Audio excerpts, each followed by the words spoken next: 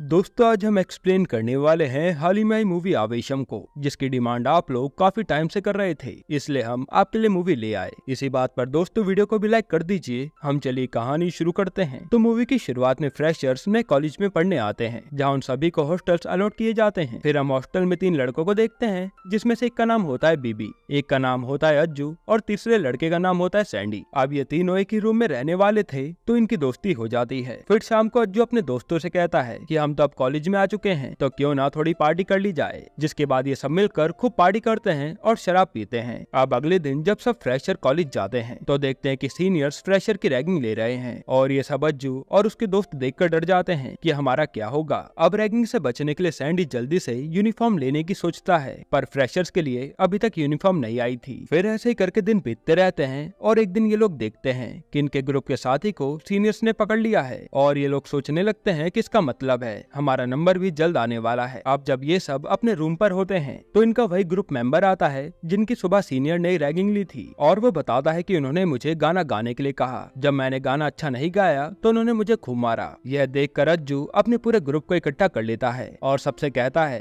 कि अगर हमें रैगिंग से बचना है तो एक ही तरीका है, हमें अब आगे से हमेशा ग्रुप में चलना होगा, ताकि किसी भी सीनियर की हिम्मत ना हो हमसे उलझने की। जिसके बाद अगले दिन से ये सारे लोग ग्रुप में कॉलेज आते हैं और इन्हें देखकर सारे सीनियर इनमें से किसी की भी रैगिंग नहीं करते। हालांकि वहाँ अब अपने ग्रुप के दम पर सैंडी कुछ ज्यादा ही उछल रहा था और वो बार बार सीनियर को टशन दिखा रहा था। फिर शाम को जब ये लोग अपने हॉस्टल पर होते हैं, तो सैंडी आकर बताता है कि 2 सीनियर लड़के अपना रूम पूछ रहे थे, पर मैं तो उनकी बेइज्जती करके भाग आया, इसलिए कुछ भी होगा तो संभाल लेना। तभी वहाँ पर वो 2 लड़के पहुँच जाते हैं और अर्जुन से कहता है कि सैंडी की बात के लिए सॉरी, और अगर तुमने यहाँ पर कोई पंगा किया तो ये हमारा हॉस्टल है, कुछ भी हो सकता है। जिसे देखकर वो दोनों वहाँ से चले जाते हैं। पर तभी एक लड़का बाइक पर पीछे बैठे लड़के को देखकर बताता है कि ये तो कुट्टी था, और यहाँ पता चलता है कि कुट्टी इनके सीनियर के साथ साथ कॉलेज का सबसे बड़ा गुंडा है, जिसके आगे कई बार यहाँ के टीचर भी कुछ नहीं बोल पाते। यह जानकर इनके होश उड़ जाते हैं और फिर ये सब मिलकर प्लान करते हैं कि अब आगे क्या करना है, क्योंकि वो रात को हमें मारने जरूर आएंगे। तब एक एक करके कुछ ग्रुप के लोग तो इनका साथ ही छोड़ देते हैं कि अब कुट्टी पूरी गैंग के साथ तुम्हें मारने आएगा, इसलिए हम नहीं पिटना चाहते। अब बचे थे टोटल 18 लड़के, जो अज्जू से कहते हैं कि हम अभी भी तुम्हारा साथ देंगे। जिसके बाद ये सभी लोग अपनी पूरी लड़ाई की तैयारी कर लेते हैं और अपने पास हॉकी डंडे सब कुछ रख लेते हैं। फिर रात को अज्जू देखता है कि इनके हॉस्टल के बाहर तो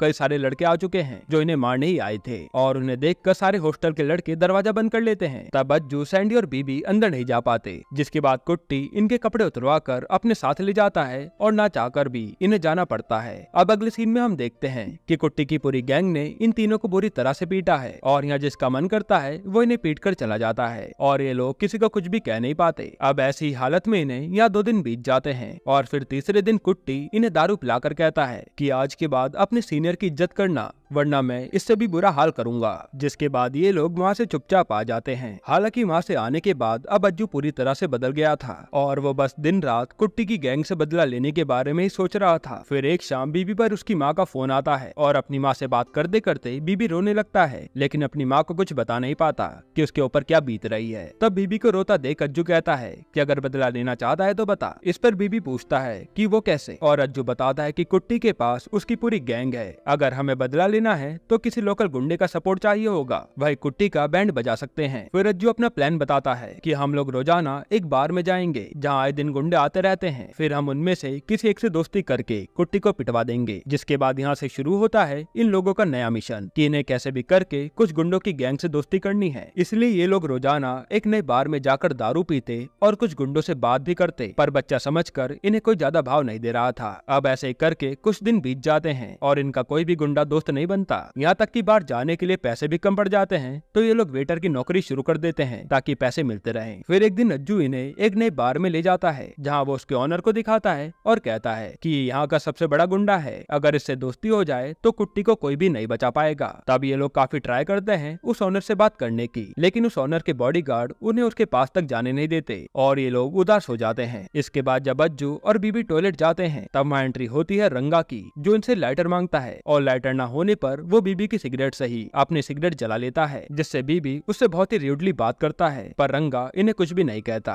इसके बाद जब ये लोग एक टेबल पर जाकर बैठते हैं, तो वेटर इन्हें यहाँ से हटा देता है कि ये किसी और के लिए बुक है। तब यहाँ पता चलता है कि ये टेबल तो उसी रंगा के लिए बुक थी। उसे देखकर ये तीनों बात करते हैं कि ये बस ड्राइवर भी बार में टेबल बुक करके दारू पीता है, क्या अमीरी है। तब वहाँ पर उसी बार का ऑनर आता है, जिसे देखकर अज्जू कहता है कि आज तो इससे बात करके रहेंगे, पर वो ऑनर तो आते ही रंगा की जी हुजूरी करने लगता है। ये देखकर इन तीनों के होश उड़ जाते हैं कि ये क्या सीन है, अभी हमने तो इसी की बेइज्जती की थी। अब अज्जू बीबी को कहता है कि तूने उन सर की बेइज्जती की थी, इसलिए अब जाकर बात तू ही करेगा। इसलिए अब बीबी खुद रंगा से बात करने जाता है और यह रंगा उससे बहुत ही खुशी खुशी बात करता है। साथ ही बीबी के कहने पर वो अज्जू और सैनी को भी अपने टेबल पर बुला लेता है, जिसे देखकर ये लोग काफी खुश होते हैं। फिर रंगा इन तीनों को दारू भी ऑफर करता है और ये लोग खूब दारू पीते हैं। अब जब रंगा वहाँ से जाने लगता है तो उनसे कहता है कि तुम सबसे बात करके बहुत अच्छा लगा, इसलिए कल फिर यहीं मिलना, साथ में दारू पियेंगे। और ये सुनकर अज्जू को बहुत अच्छा लगता है कि चलो अब किसी बड़े आदमी से दोस्ती शुरू तो हुई। अब अगली रात ये लोग फिर से उसी टाइम पर पहुंच जाते हैं और ऐसे करके ये लोग रोजाना रंगा के साथ दारू पार्टी करते हैं, जिसके चलते इनकी कॉलेज की अटेंडेंस पूरी नहीं हो पाती और ना ही ये लोग अपनी पढ़ाई पर जरा भी ध्यान देते हैं। अब एक दिन दारू पार्टी के दौरान ही रंगा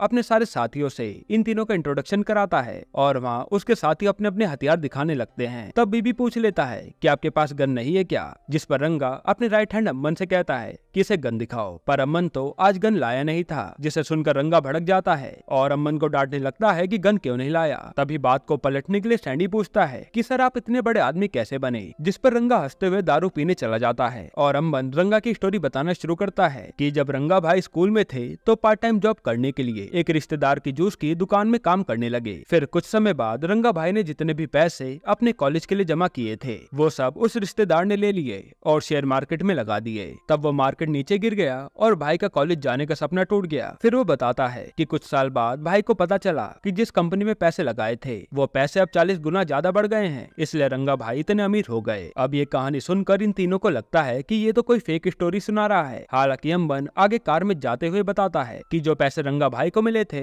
उन पैसों से रिलेटिव ने एक बड़ी जमीन खरीद ली, जिसकी मार्केट वैल्यू एकदम से गिर गई और हमारे भाई फिर से गरीब हो गए और जूस की दुकान पर ही काम करने लगे। ये सुनते ही तीनों समझ जाते हैं कि पक्का ये अम्बन झूठी कहानी सुना रहा है, इसलिए बीबी पूछ ही लेता है कि भाई इतने बड़े गुंडे कैसे बने और वो भी इतने अमीर। तब अम्बन कहता है कि कार में बैठो, आगे की कहानी सुनाता हूँ। और सीन फ्लैशबैक में जाता है जब एक दिन रंगा जूस बना रहा था तब कुछ गुंडे उसकी दुकान पर लड़ने लगे, जिन्हें रंगा ने खूब मारा और बाद में पता चला कि ये तो किसी बड़े गुंडे रेड्डी के आदमी हैं। अब वहाँ रेड्डी आता है जो रंगा को देखकर उससे इम्प्रेस हो जाता है और रंगा को अपना राइट हैंड बना लेता है। इसी के बाद से रेड्डी के जितने भी लफड़े होते थे उन सबसे डील अकेला रंगा करता था और उसके सामने बड़े बड़े गुंडे भी ढेर हो जाते थे। अब प्रेजेंट में इन तीनों को सब रंगा की बहादुरी की अलग अलग कहानियां सुनाते हैं और इतना सब सुनने के बाद भी इन्हें ऐसा लगता है कि ये सब कुछ ज्यादा ही फेंक रहे हैं। इसके बाद अम्बन बताता है कि भाई की माँ भी उन्हें छोड़कर चली गई क्योंकि उन्हें गुंडागर्दी बिल्कुल पसंद नहीं थी, जिसके बाद भाई का दिल पत्थर का हो गया और उन्होंने अपनी माँ को जाते हुए भी नहीं देखा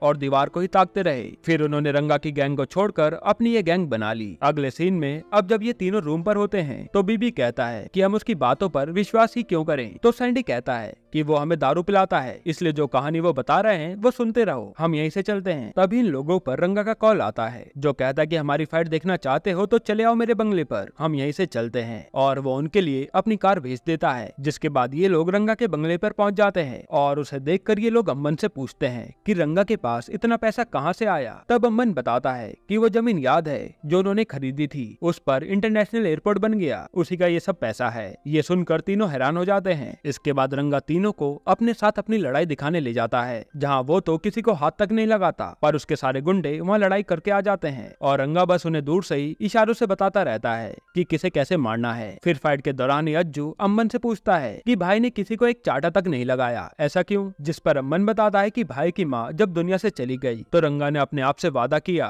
कि वो किसी पर हाथ नहीं उठाएगा। और इस कहानी से तीनों को कंफर्म हो जाता है कि ये रंगा इतना पावरफुल भी नहीं है, बस अपनी गैंग के सहारे चलता है। अब एक रात जब ये सब बाहर बैठकर कुछ खा रहे थे तब अम्बन इन लोगों को अपनी पीठ पर निशान दिखाता है और पूछने पर बताता है कि मैंने एक बार दमशराज में सही गैस नहीं किया तो भाई ने तलवार से मेरी पीठ पर मार दिया था, जिसे सुनकर तीनों के होश उड़ जाते हैं। फिर बीबी अम्बन से पूछता है कि भाई ने अपने उस रिश्तेदार को सबक सिखाया या नहीं जिसने शुरुआत में उनको पैसे का लॉस करवाया था। तब अम्बन बताता है कि हाँ, एक बार वो रिश्तेदार तो खुद भाई को मारने आया था पर उन्होंने उसके टुकड़े टुकड़े करके किचन में दफना दिया और उसके खून से घर की दीवार ही पेंट कर दी थी। ये सुनकर तीनों डर जाते हैं और फिर पूरी गैंग मिलकर खूब शराब पीती है। अब अगले दिन जब इन्हें होश आता है तो ये तीनों रंगा के घर में थे। तब रंगा का फोन आता है जो इन्हें बताता है कि आज के बाद तुम हॉस्टल में नहीं बल्कि मेरे इस दूसरे घर में रहोगे। साथ ही रंगा इन्हें अपनी बुलेट भी देता है। अब जब ये तीनों कॉलेज जाते हैं तो कुट्टी बुलेट देखकर इनसे चाबी छीन लेता है और फिर बुलेट बाहर खड़ी करके इन्हें धमकाता है कि आज के बाद हमारे सामने बुलेट नहीं आनी चाहिए। तब सैंडी अज्जू से कहता है कि चलो रंगा भाई से कहकर इसे पिटवा देते हैं। फिर शाम को ये लोग रंगा के सामने एक्टिंग करने लगते हैं कि कुट्टी उन्हें कितना परेशान कर रहा है। ये सुनकर रंगा को गुस्सा आता है कि मेरे भाइयों को किसने परेशान किया और फिर वो अज्जू से कहता है कि कल मैं कॉलेज जाऊंगा तब उस लड़के को देखता हूँ। ये सुनकर ये तीनों काफी खुश होते हैं। अब अगले दिन रंगा इनके कॉलेज जाता है जहाँ होली का त्योहार मनाया जा रहा था। तब बीबी कुट्टी को फोन करके गालियाँ सुनाता है और थोड़ी देर में कुट्टी आकर बीबी के चाटा लगा देता है, जिसे देखकर रंगा को बहुत गुस्सा आता है और वो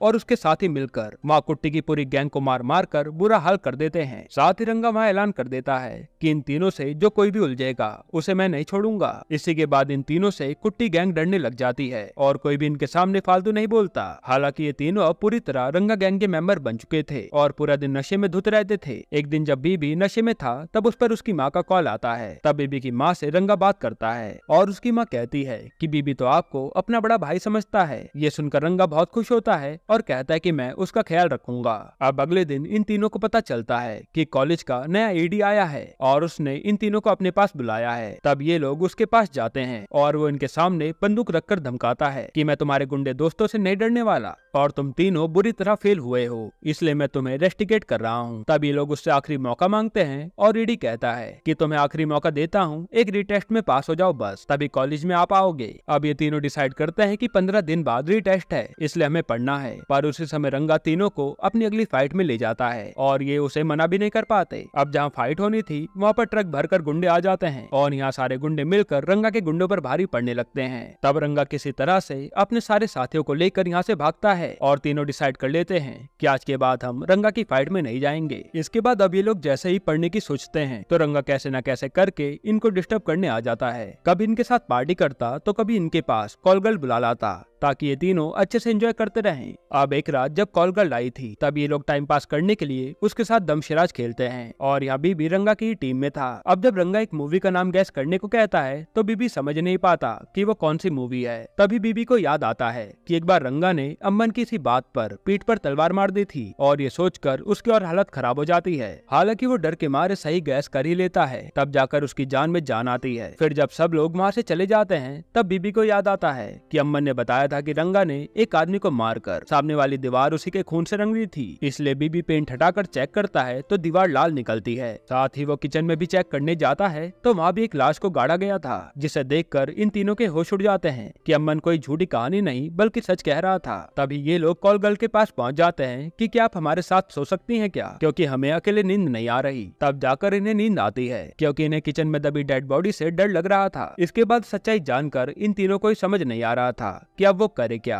क्योंकि ये लोग उस घर में नहीं जाना चाहते थे। साथ ही ये लोग जहाँ भी जा रहे थे सब लोग इन्हें गुंडों की नजरों से देख रहे थे, जो कि इन लोगों को बहुत ही बुरा लगता है कि हम तो यहाँ पढ़ने आए थे और गुंडे बनकर रह गए। फिर रात को जब तीनों को कहीं सोने की जगह नहीं मिलती तो ये लोग वापस रंगा के घर जा रहे होते हैं, लेकिन इन्हें रास्ते से ही रेड्डी के आदमी उठा लेते हैं। तब वह रेड्डी उनसे कहता है कि उस रंगा ने मेरी पावर मुझसे छीन ली और सब लोग मुझे उसका नौकर समझते हैं, इसलिए मैं उसे मारना चाहता हूँ। फिर वो बीबी को अपना कार्ड देकर कहता है कि जब रंगा अकेला हो तो मुझे कॉल करना, इसी शर्त पे मैं तुम्हें जाने दे रहा हूँ। अब इसके बाद ये तीनों रंगा के अड्डे पर जाते हैं और इन्होंने डिसाइड किया था कि हम रंगा को कह देंगे कि हमें पढ़ाई करनी है, इसलिए अब हम आपकी गैंग में नहीं रह पाएंगे। पर जैसे ही अंदर जाते हैं तो देखते हैं कि रंगा ने अपने दो आदमी को मार रखा है, क्योंकि वो दोनों भी गैंग छोड़ने की बात कर रहे थे, जिसे देखकर ये लोग डर के मारे चले आते हैं। अब ये तीनों यहाँ से भागने की सोचते हैं, लेकिन यह प्रॉब्लम ये थी कि रंगा इन्हें जरूर ढूंढ लेगा। इसलिए बीबी कहता है कि मेरा एक फ्रेंड शहर के बाहर रहता है, हम कुछ दिन वहीं रहकर अपने रीटेस्ट की तैयारी करेंगे और तब तक शायद रंगा भी हमें भूल जाए। इसके बाद ये तीनों बीबी के दोस्त के पास रहने चले जाते हैं और अपने फोन भी स्विच ऑफ कर लेते हैं। अब हम देखते हैं कि ये तीनों तो यहाँ बड़े आराम से रह रहे हैं, लेकिन वहाँ रंगा तो इन्हें ढूंढने में लगा है, क्योंकि रंगा को लग रहा था कि उसके दुश्मनों ने कहीं इन तीनों को किडनैप तो नहीं कर लिया। फिर एक दिन रंगा इन तीनों के बारे में पूछकर कुट्टी की पूरी गैंग को कॉलेज में जाकर मारता है और ये वीडियो सोशल मीडिया पर वायरल हो जाती है, जिसे न्यूज के जरिए इधर ये तीनों भी देख लेते हैं। अब ये देखकर इनकी हालत खराब हो जाती है है कि अब हम करें क्या, क्योंकि हमें एक हफ्ता बीत चुका है पर ये रंगा तो हमें अभी भी ढूंढने में लगा है। फिर बीबी अपनी माँ से बात करने के लिए जैसे ही फोन खोलता है तभी रंगा का फोन उस पे आता है और डर के मारे वो उसे उठा ही लेता है। फिर वो रंगा को फोन पर कहता है कि हम आपके घर शाम को मिलेंगे और शाम को ये सब उसके घर पहुंच जाते हैं। तब रंगा वहाँ आते ही इन तीनों पर भड़क जाता है कि अब तक तुम कहाँ थे, जिस पर बीबी उल्टा रंगा को ही सुनाने लगता है कि हम तो यहाँ पढ़ने आए थे पर तुम तो हमें गुंडा बनाने लगे। और वो गुस्से में ये भी बता देता है कि हमने तो तुमसे दोस्ती कुट्टी गैंग को पिटवाने के लिए की थी, जो सुनकर रंगा को बहुत बुरा लगता है। फिर वो अंबन को फोन करके पूरी गैंग को यहीं बुला लेता है। अब बीबी अज्जू और सैंडी को साइड में ले जाकर कहता है कि ये रंगा हमारा ऐसे पीछा नहीं छोड़ने वाला, तो क्यों ना हम इसे ही मार डालें। पर अज्जू और सैंडी इसके लिए तैयार नहीं थे। वहीं हम देखते कि रंगा सामने वाली दीवार को ही देखे जा रहा है और हमें समझ आता है कि जब जब रंगा का दिल टूटता रहा वो उसी दीवार को देखकर रोता रहा, पर उसने सबको ऐसे दिखाया कि उसे जरा भी फर्क नहीं पड़ता और आज भी रंगा रो रहा था। तभी रंगा को कार की आवाज आती है और वो देखता है कि रेड्डी वहाँ अपनी गैंग के साथ पहुंच चुका है। इसलिए रंगा इन तीनों को घर में बंद करके अकेला उनसे लड़ने चल देता है, क्योंकि अभी तक उसकी गैंग नहीं आई थी। ये देखकर बीबी कहता है कि ये रंगा अकेला क्या ही कर लेगा, ये रेड्डी तो उसे एक ही बार में मार डालेगा। फिर माँ रेड्डी के आदमी पहले रंगा को मारते हैं और तब रेड्डी की बातों से उसे पता चलता है कि इन तीनों ने ही रेड्डी को यहाँ बुलाया है। ये सुनते रंगा का दिमाग घूम जाता है और वो लाइन से रेड्डी के सारे आदमियों को मारना शुरू करता है, जो देखकर ये तीनों ही हैरान हो जाते हैं, क्योंकि उसे तो लगा था कि रंगा के बस का कुछ भी नहीं है और वो अपनी गैंग के सहारे उछलता है। जिसके बाद यहाँ रंगा रेड्डी को भी जान से मार डालता है। हालांकि अब सच्चाई जानने के बाद रंगा इन तीनों को मारने के लिए इनके पीछे जाता है और ये लोग घर में कहीं छुप जाते हैं। उतनी ही देर में वहाँ रंगा की गैंग भी पहुंच जाती है। अब रंगा पूरे घर में उन्हें ढूंढता है और रोते रोते बताता है कि मैंने तुम तीनों को अपना भाई समझा था, क्योंकि मैं इस दुनिया में बहुत अकेला हो चुका हूँ, इसलिए तुम्हारा साथ मुझे अच्छा लगता है, पर तुमने तो मुझे ही मरवाने की प्लानिंग कर दी थी। तभी रंगा को कमरे से आवाज आती है और वो तीनों को मारने के लिए कमरे का गेट तोड़ने लगता है। उस समय बीबी के फोन पर उसकी माँ का कॉल आता है और रंगा माँ का नाम देखते ही गुस्सा शांत करके फोन उठा लेता है। फिर उसकी माँ रंगा का हालचाल लेती है और कहती है कि अपने छोटे भाई का ख्याल रखना। तब जाकर रंगा पूरी तरह शांत हो जाता है। हालांकि वो दरवाजा तोड़कर अंदर आता है और उन्हें खूब सुनाता है कि आज तुम्हारी वजह से मेरे सारे आदमियों ने मुझे रोता हुआ देख लिया। फिर ये तीनों उससे माफी मांगते हैं और कहते हैं कि अब बस हमें पढ़ना है। जिस पर रंगा कहता है कि जाओ तुम पढ़ाई करो, लेकिन अगर तुम में से कोई भी एग्जाम में फेल हुआ तो मैं इसे छोड़ूंगा नहीं। जिसके बाद यहाँ से सीन चेंज होता है कॉलेज में, जहाँ तीनों का रिजल्ट आने वाला था और उसमें सैंडी तो पास हो गया था, पर बीबी और अज्जू एक एक सब्जेक्ट में फेल थे। उसी समय वहाँ रंगा अपनी गैंग के साथ आता है और वो इन्हें सबक सिखाने के लिए इनके पीछे छड़ी लेकर भागता है, क्योंकि रंगा को पता चल गया था कि अज्जू और बीबी फेल है। जिसके बाद ये मूवी यहीं पर खत्म होती है। दोस्तों, आपको ये मूवी कैसी लगी हमें कमेंट में जरूर बताइएगा। वैसे मैं आपको एक छोटा सा रिव्यू दूं तो ये मूवी मुझे बहुत पसंद आई, जिसमें एक डॉन की जिंदगी को दिखाया गया है जो अंदर से काफी नरम दिल है, पर अक्सर लोगों के सामने निर्दयी होने का दिखावा करता है। और इसमें फहद फासिल की परफॉर्मेंस ने दिल ही जीत लिया था। बाकी आपको अगला एक्सप्लेनेशन कौन सी मूवी पर चाहिए वो कमेंट में बताइएगा। और अगर आपको हाल ही में आई एक कमाल की मूवी देखनी है तो आप ये वीडियो देख लीजिए।